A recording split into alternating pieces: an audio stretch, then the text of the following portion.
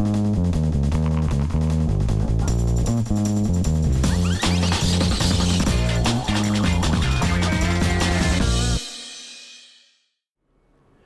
this is Amy Lewis, Cisco Marketing, and we're here on Engineers Unplugged, and we've got Gabriel and Dave, and we're talking about the evolution of virtualization. So I'm going to pass it off to Gabriel, and here we go. Hi, my name is Gabriel Chapman.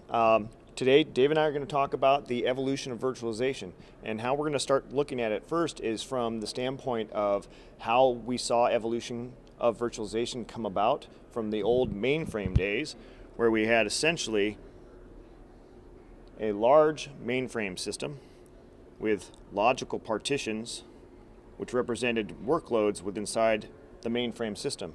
We still see this today with a lot of Unix environments as well.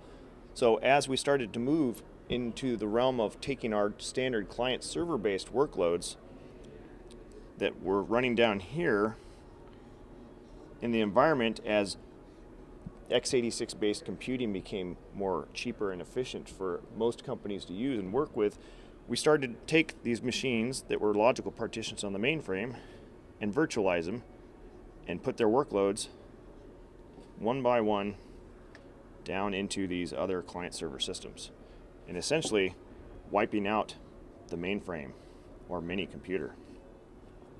But as we started to do that, we started to see inefficiencies with the way that the client server architecture worked. So as we started to see, some systems may have a utilization of resources in the 2 to 4%, and many times I would see organizations with 4 to 6% being the average across the entire enterprise. We started to look at how we could go back to virtualizing again, but in a cost-effective workspace like x86 architecture. So we decided to come up with larger systems, x86 based, that became virtual machines. So as you can now take that machine and virtualize it, you encapsulate it, put it as a new virtual image here on the system. You no longer need that physical server for it anymore, as I can make this another virtual image. I can get rid of another physical server.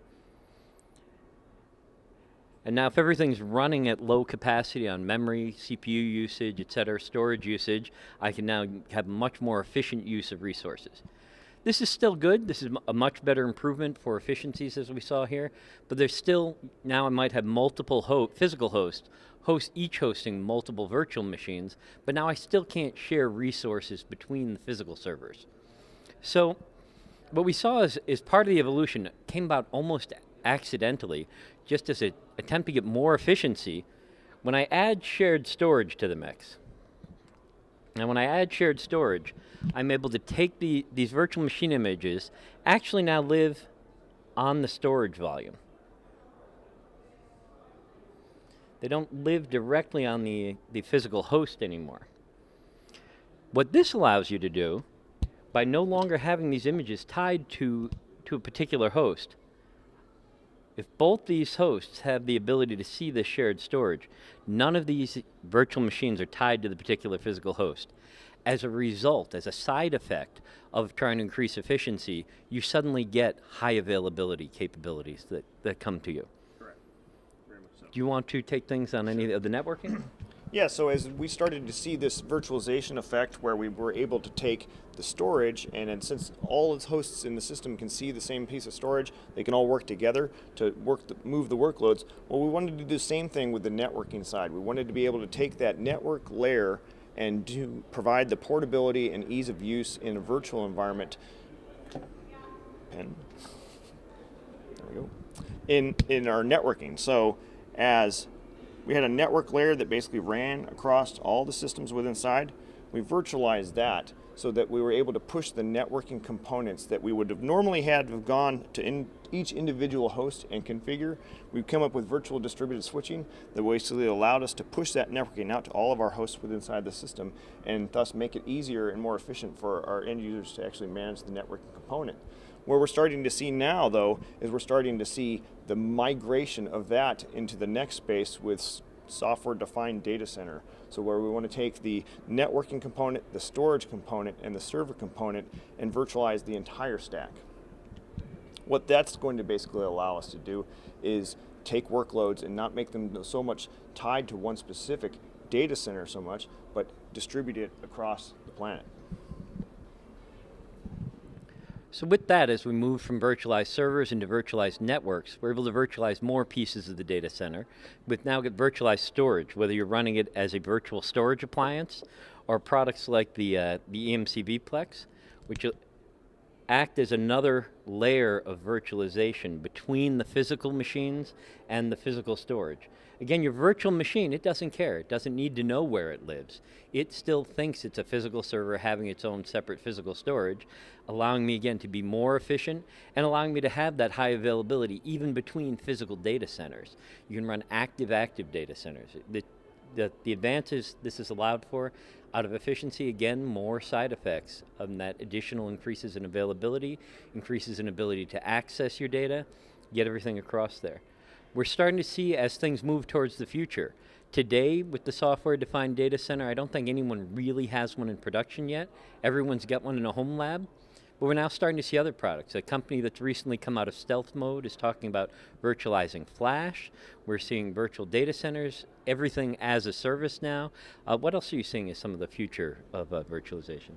Well, what we're starting to see a lot more of is, as virtualization has allowed us to scale up and provide lots and lots of virtual systems on smaller and smaller, more efficient platforms, we kind of see almost a virtualization effect in the cabling portion as well. So as we start to move more towards converged networking across the data center with technologies like Fiber Channel over Ethernet, with technologies like Fiber Channel over Ethernet, we're able to converge our networking and storage into the same cable, in the same pipe as it would be into the data center across the platform. What we're doing there is we're actually doing massive reductions not only in the amount of physical hardware that we have to utilize, but we're actually making it a lot more simplistic and easier for our engineers to actually deploy these systems at not just one location, but multiple locations from wherever they're working currently.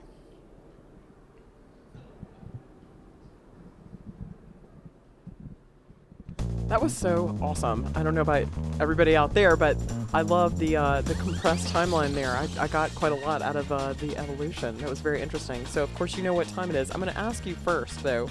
So there's their evolution. What's the thing you're most excited about going forward? Like what's the unicorn for you? For me, it's the mobile data access everywhere. Ability to get what I can do. I can do most everything I can do on my phone now. That's exciting. How about for you, Gabriel?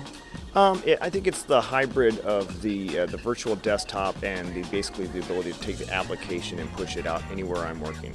At this point right now, I don't necessarily care so much about the operating system working with. I want the application with whatever device I'm using. I want that portability, and I think that what we're able to do now is with virtualization, the maturity it's at now is take pretty much every workload that we want to use and want to work with and virtualize it and provide those applications to the end user with whatever device they're using.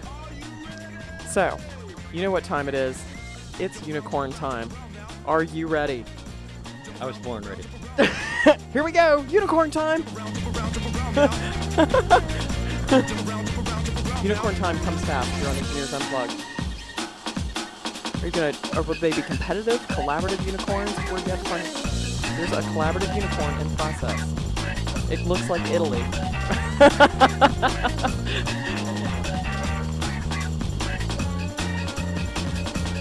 Oh, this is a rainbow-tailed, oh, nice. Yeah, very nice. Here's unicorn. This is a little bit of a hippie unicorn. A hippie corn? Oh, wow. Wow. Okay, I personally know who I know who I think just won the Unicorn Challenge. Not that I'm biased. So, the evolution of virtualization. Thank you, Gabriel. Thank you, Dave. Thank you. And we'll see you next time on Engineers Unplugged.